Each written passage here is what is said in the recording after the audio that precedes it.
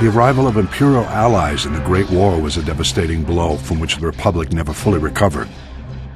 This was the second step in the Sith Emperor's master plan. Recent Republic strategic information reports proved that the rise of the Mandalorians was orchestrated by Imperial Intelligence.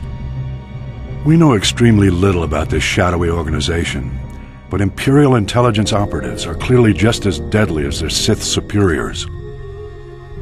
The galaxy's criminal networks wavered endlessly during the Great War, debating whether to back the Republic or the Empire. Although the Hutt cartels resented the Sith Emperor for not including them in his pre-war conspiracy, Imperial Intelligence somehow blocked the Republic's efforts to win the Hutt's support.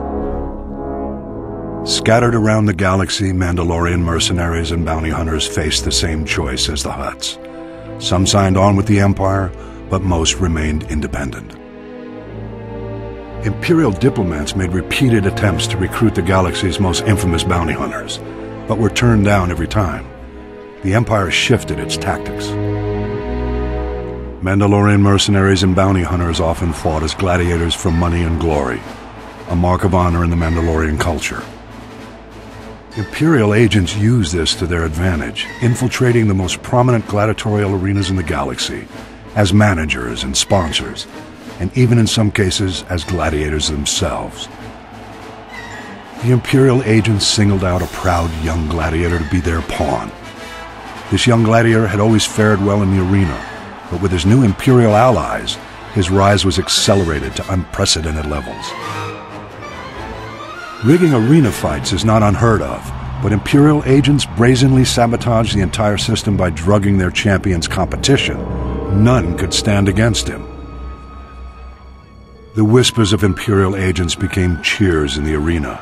Mandalore, Mandalore. The ancient title of Ultimate Warrior King was thrust upon the young gladiator.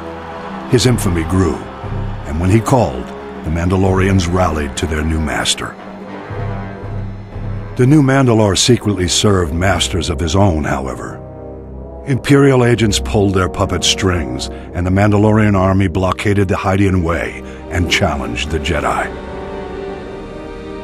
Though the blockade was eventually broken, the stage was set for the sacking of Coruscant and the uneasy truce which now paralyzes the Republic.